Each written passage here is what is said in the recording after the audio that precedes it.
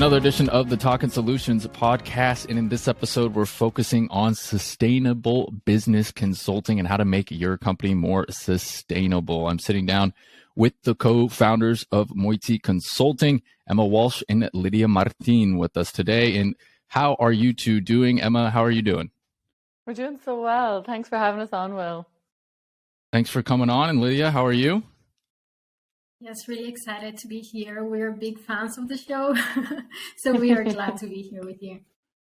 Fantastic. I appreciate it. And you all are calling in from Bulgaria, correct? On the European side. Yeah, we're in Bulgaria right now, but I'm Irish and Lydia's Spanish. So on another time, we could be in a different part of Europe.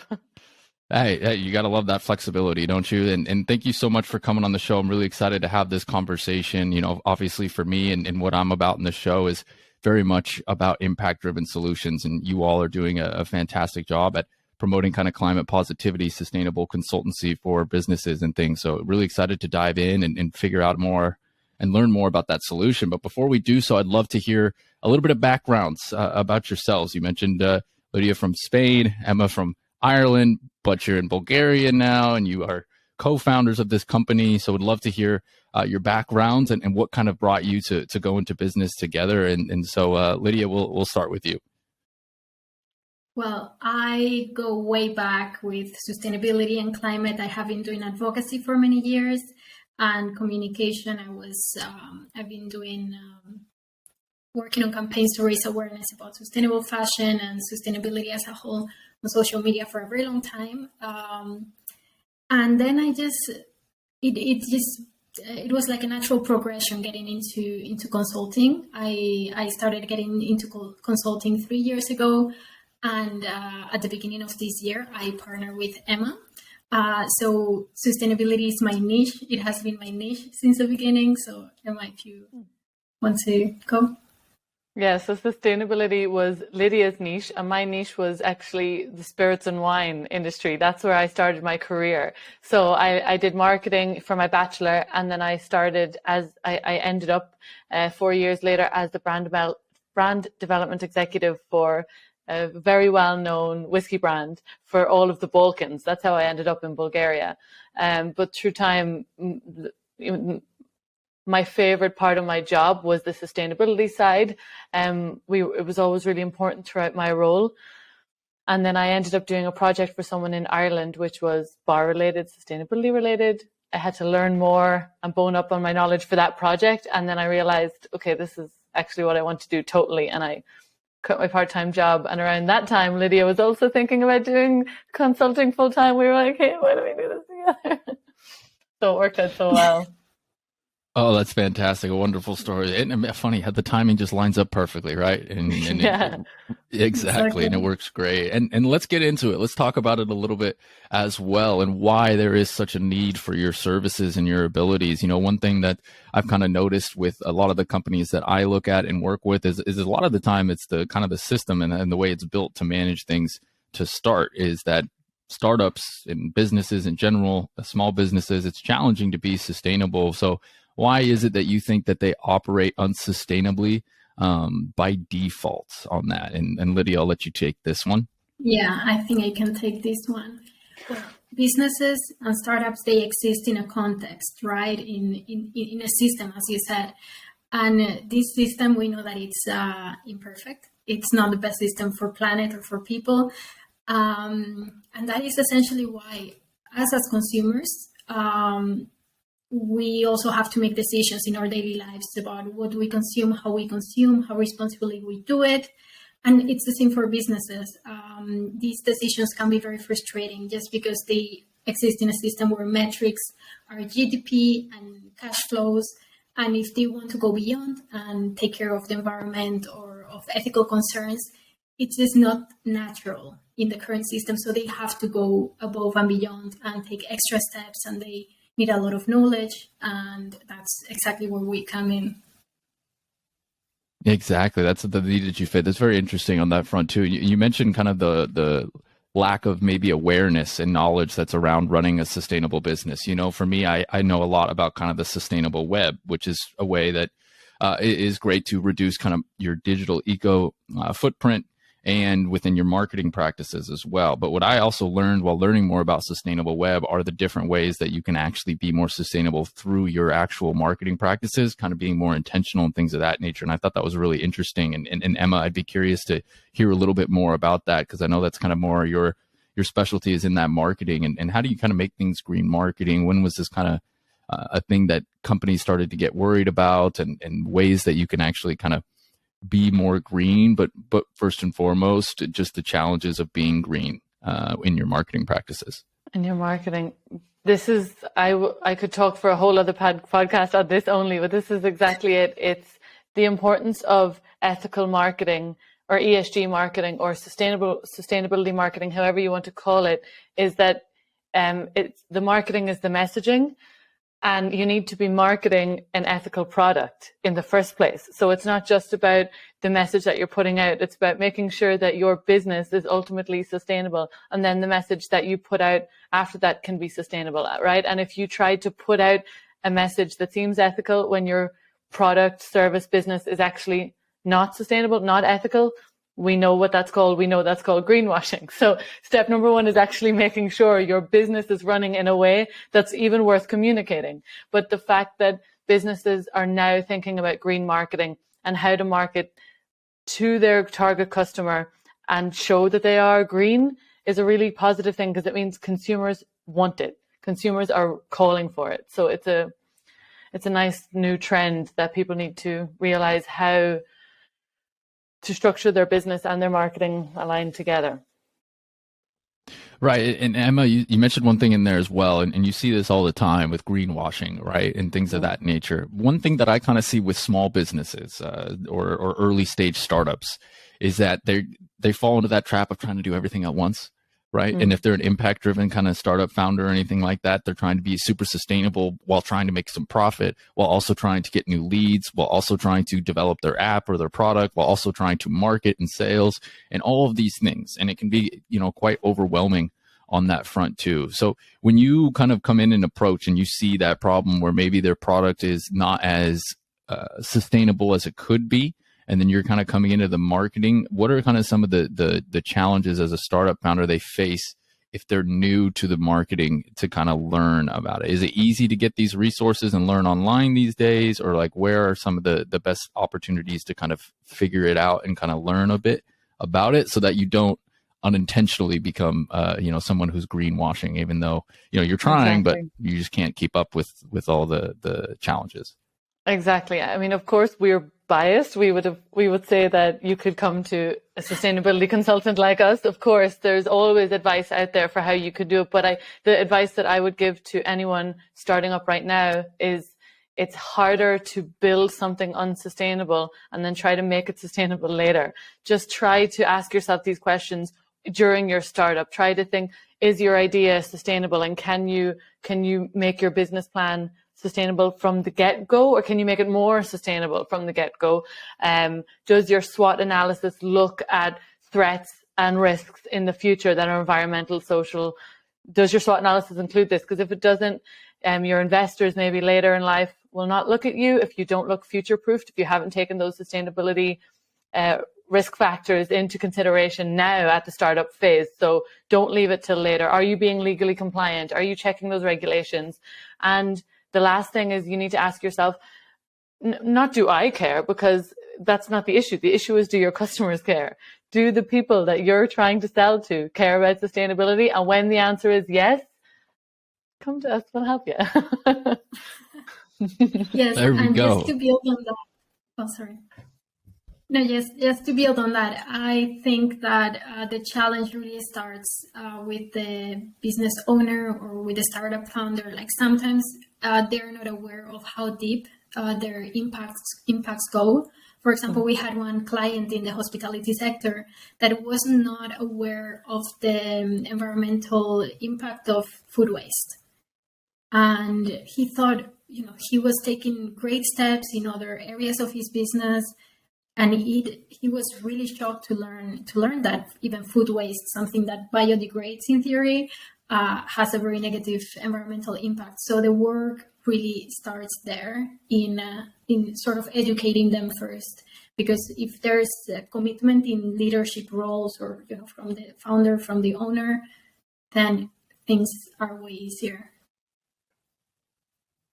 Yeah, that's a really great point on that front as well. It's like how much that person may not even know too, and the education and the learning about it. Like, hey, food waste, that's a complete other one, and alternatives to the other stuff I'm already doing. I can kind of build on that too. And within those recommendations, Emma and Lidia, talking about your services and everything that y'all provide, that you can help these companies and these startups and kind of do it to become more, kind of net positive within their business, more sustainable in their marketing as well. I would love to just hear exactly how you do that. What are all the services that you provide for your consulting business, and how you can go about to implement kind of those solutions. So Lydia, if you want to just kind of take it away and tell us a little bit about all the services that you all provide.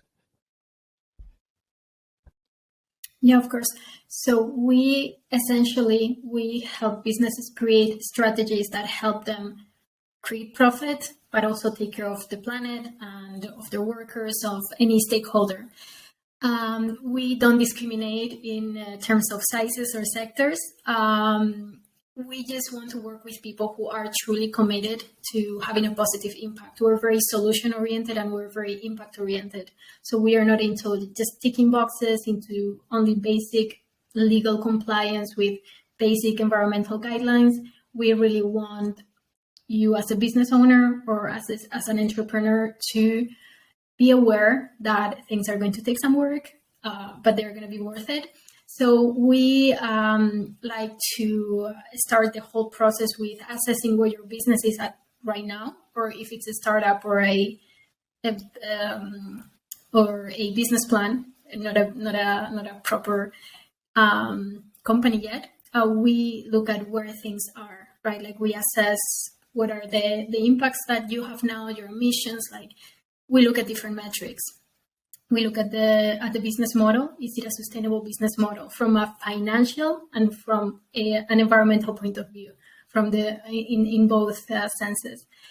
And then we go on. We create a report that then helps us create a roadmap for the business, and then we help them implement this roadmap. And then we try and monitor as much as we can the progress, and if our recommendations are actually being taken into consideration, and so on. So this is sort of the ideal service that we would provide all our clients with. Of course, then there are some businesses that need more attention in some areas. Some businesses need more attention in others.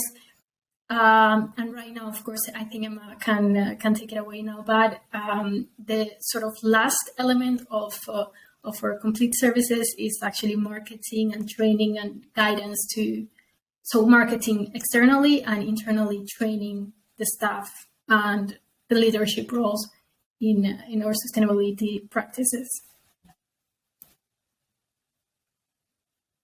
Yeah, and Emma, do you want to kind of build on that a little bit with the marketing?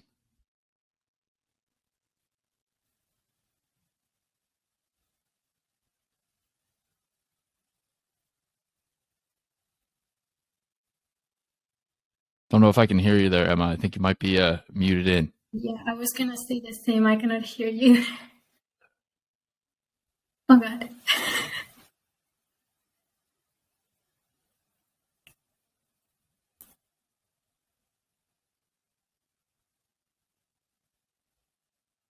Oh, we'll let kind of Emma figure out that. Looks like maybe she's got it.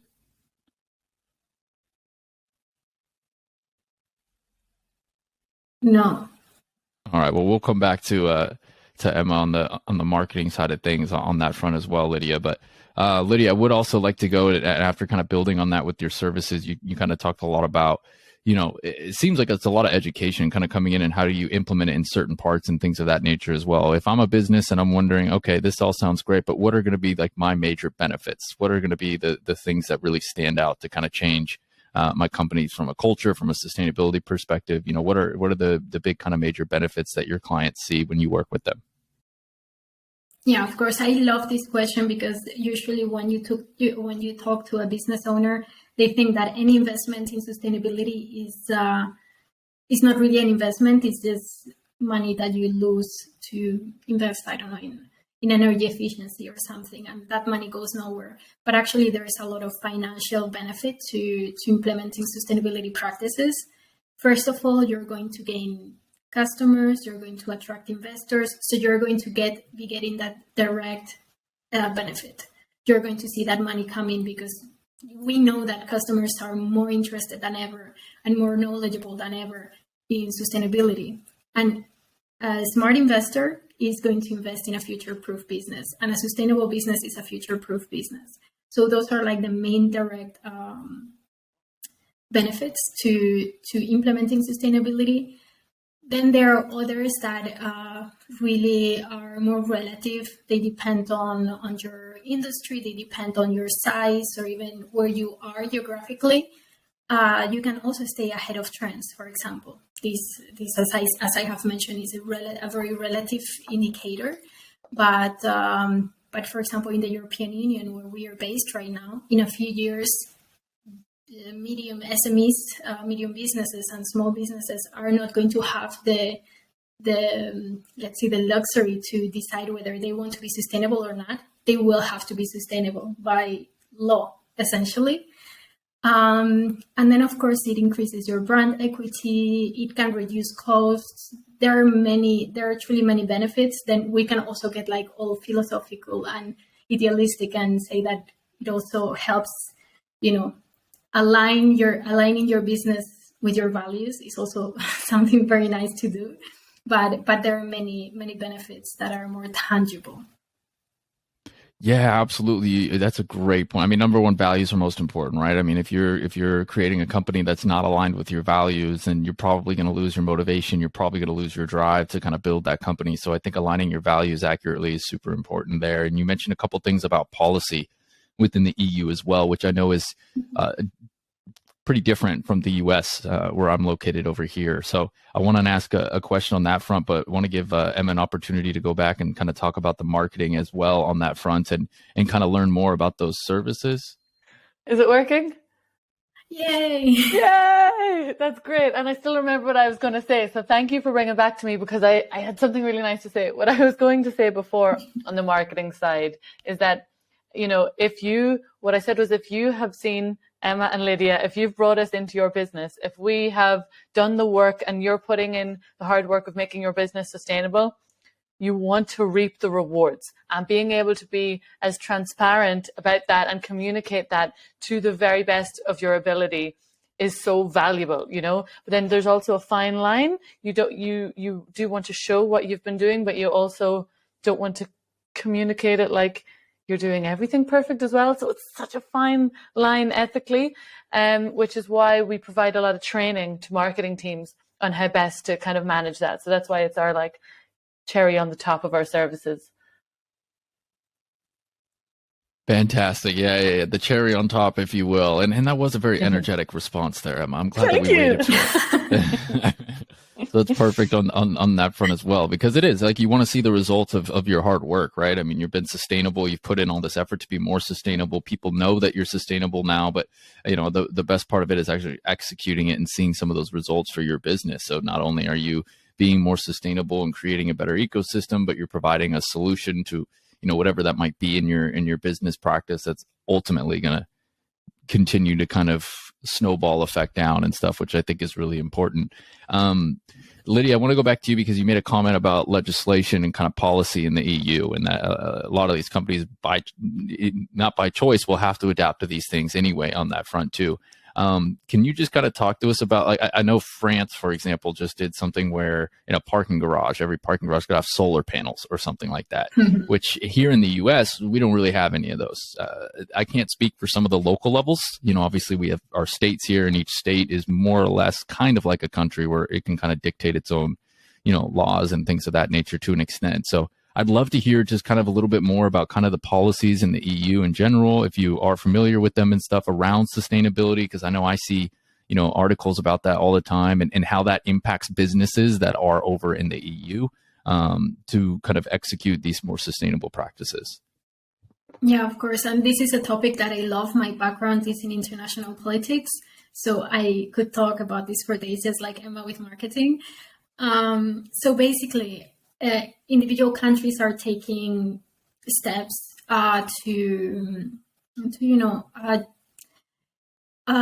their bit for the fight against climate change to reach decarbonization goals. As a bloc, the European Union has this very ambitious goal of becoming the first carbon neutral continent by 2050. It is ambitious, but this goal is not living in a vacuum. Let's say there is a lot of regulation and a lot of legislation that surrounds it. Of course, the European Union is leading this.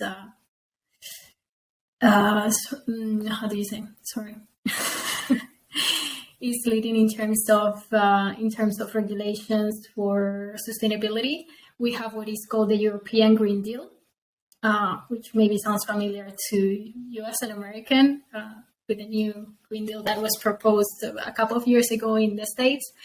And well, for example, there's one element of it called the CSRD, which is a directive that is going to force SMEs and businesses with certain characteristics to disclose their environmental impact, to back their claims. So this is happening, and this is happening fast. SMEs will already have to be reporting in less than 3 years to comply with only this directive. And just like this one directive, there are many other regulations that each individual country has to apply into their internal legislative bodies. So they have to implement regulations nationally so that they become part of national law, if that makes sense.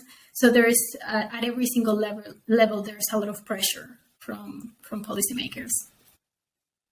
And I think that's such an important aspect of being able to actually progress in the climate change. You know, obviously for me, I put a lot of emphasis on businesses, on startups. I'm a big believer in businesses' ability to solve problems, better so than the government in some situations. But I think the one thing that the government can do the best is to support and implement policies and legislation that's going to kind of align with those values and give them incentives to do it. Right. So I think that's really interesting and something that European Union is much more advanced on than the U.S. But, you know, the difference between the U.S. and Europe, for the most part, is that Europe doesn't really politicize climate change like we do. So there are some challenges there. But Lidia, you mentioned one thing that that led to a question that I have for Emma on this front. And that was that they're going to have to disclose in some parts and within 3 years or so of their overall kind of impact and sustainability and things of that nature. Emma, I would love to kind of hear your perspective on the best ways for companies and startups to kind of market themselves as being a sustainable organization, right? Obviously, as long as they're not kind of greenwashing and they're not doing any of the things that, you know, would be like lying or anything like that. But, you know, what are some of the best ways that companies can kind of market themselves and make sure that their consumers know that they follow, you know, not even just sustainable practices, but ethical, fair labor and things of that nature as well. Exactly. Well, the best way is to make sure you're following all 4 of these points at the same time. Responsibility, fairness, transparency, and honesty. And these are not just buzzwords. They have very specific meanings behind them. Exactly like what you just said in terms of fairness. That's ensuring that your business is fair all along the supply chain, prices, wages, labor laws, all of that stuff, making sure that all of that is ticked, all of those boxes are ticked along your full supply chain. Being honest, we spoke about already, and then being transparent about everything that you're doing. So what I would say is make sure that you're not worried about being perfect, but just be honest with where you're at in your journey. And if you are being and by responsibility is that 4th word. It's a huge, huge word, but what it means is if you are being ethical in a business and therefore marketing that, you should know your responsibility as an entrepreneur, your responsibility as a storyteller. Like you just said, well, the responsibility that a business has and the impact that a business can have is incredible. And feeling that responsibility will help I think, be your guiding star with making different decisions and with making the call as to what your marketing campaign should be. And especially if your target market is, let's say, a vulnerable group, is a niche group, you have a tremendous responsibility to make sure that you're being honest and transparent in your marketing. So just do those 4 and you'll be fine. Perfect. Follow the 4, right? If not, just hire yourself, and then you got it. I mean, there we we're go. kind of fun too.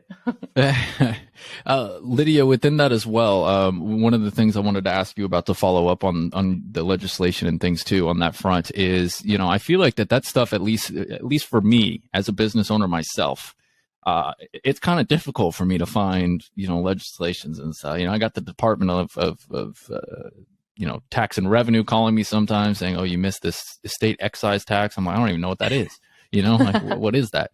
And so my question to you is, what are some tips and ways that people and business owners, startup founders, small business owners, people in leadership positions, whatever it might be, how can they kind of go about and make sure that they're understanding and seeing these new legislation changes that seem to be happening at a more and more frequent rate, especially as we continue to get more information?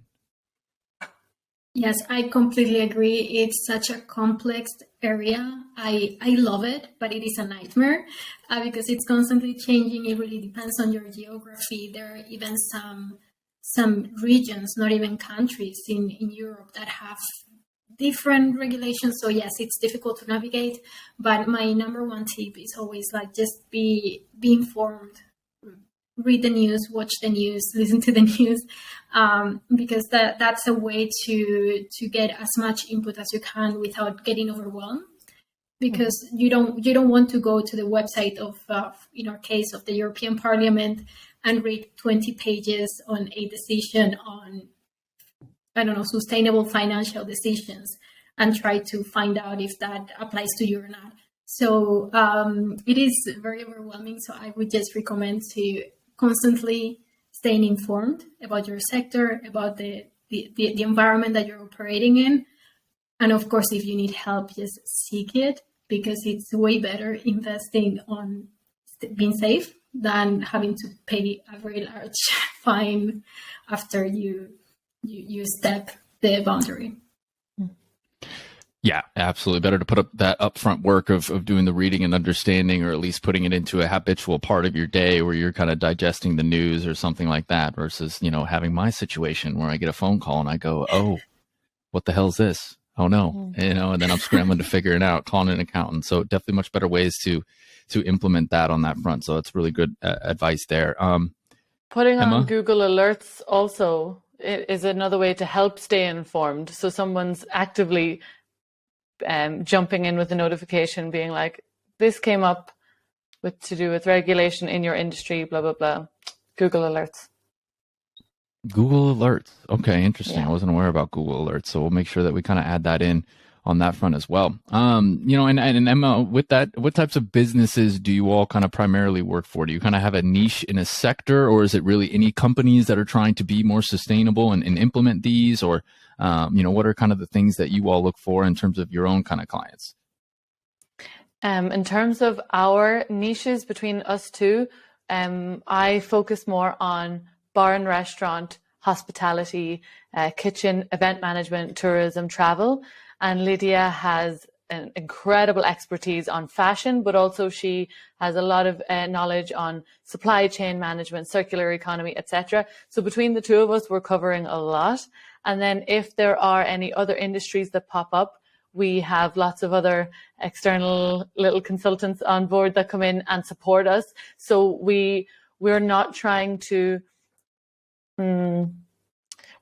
choose our clients based on industry. We're trying to choose them, as Lidia said, based on their intention to create a positive impact. We will not work with someone who only wants to use our name to tick a box, even if we do have expertise in their business. So all shapes, sizes, industry, as long as you want to create something worthwhile, valuable, and positive.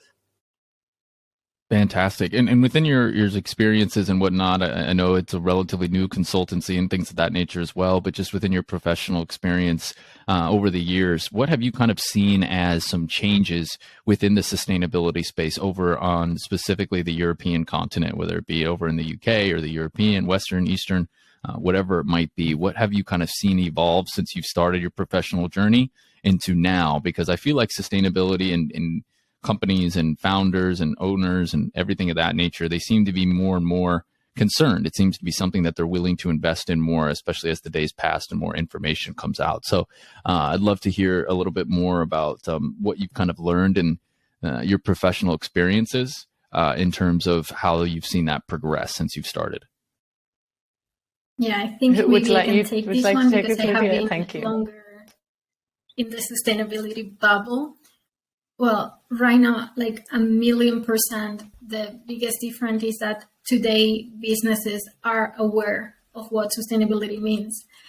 Even 3 years ago, like 2019, 2018, many people had never heard the word sustainability in this context of environment and ESG, right? And now it's become such a household term, even buzzworthy, but it is a household term, and businesses are aware of it. Businesses are aware of the fact that they can apply the principles of sustainability and responsibility into their operations. And a few years ago, it was not like that. A few years ago, the need for consulting services in sustainability was coming either from the space of compliance, so going back again to regulation, or it was coming from businesses that were already pretty advanced in terms of sustainability.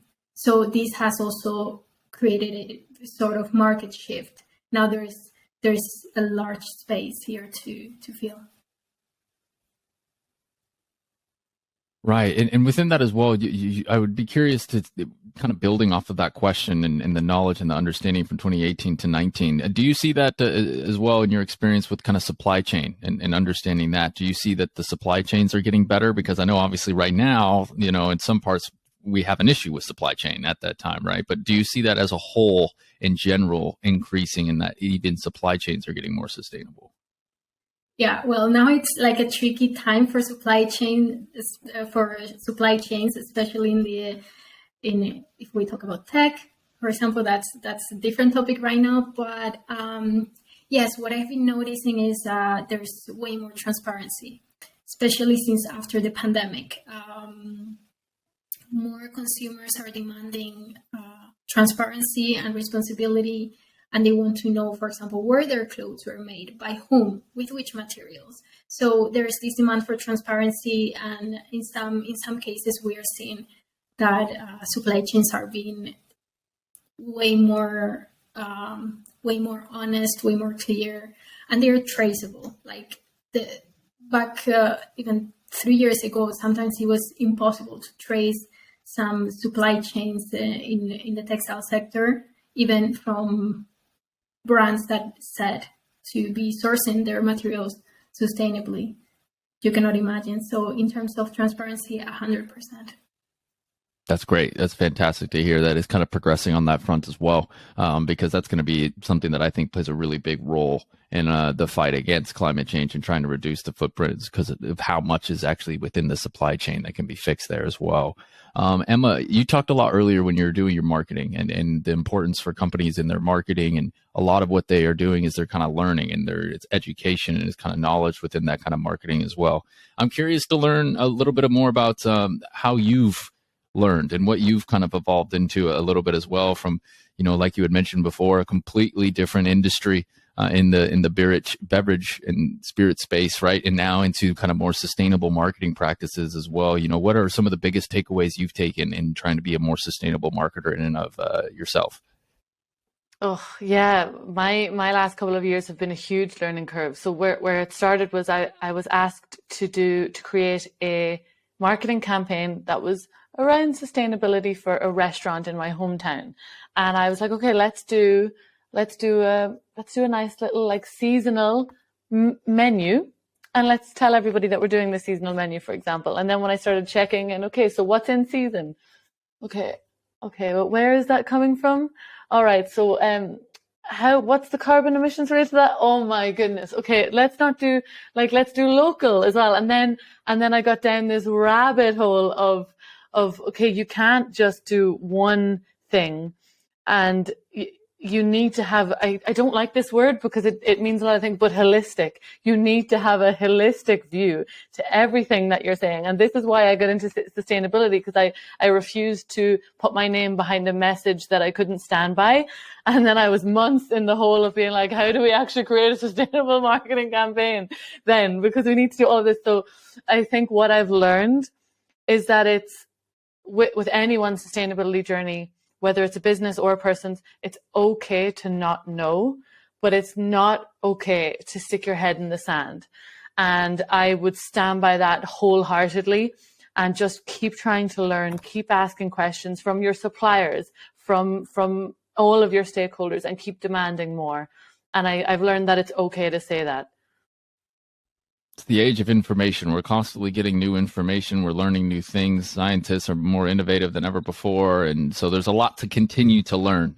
So I think that's a great mindset to have as you continue to move forward with it. And on that note, Lidia, what about yourself as a founder yourself, and somebody who's gone into business?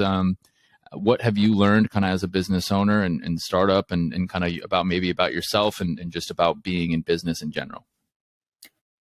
I would say I have really learned how to speak the same language as my target, right? I come from a communication background, right? Like I was always doing advocacy, and I've always been an activist.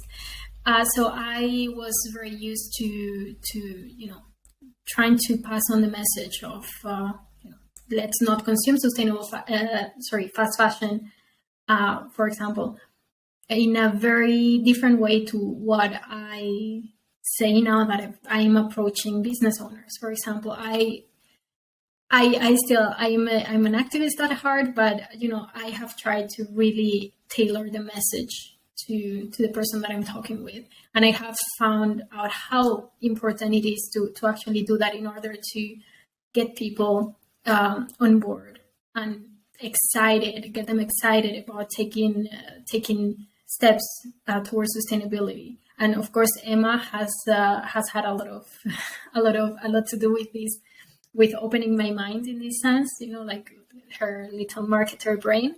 So yes, for me, that's it. It's so important to really speak the same language as your target, and be open to really listen to their needs and their wants, because sometimes what they want or what they need doesn't really align with my ideal situation as their sustainability consultant. So it's really important also to keep an open mind.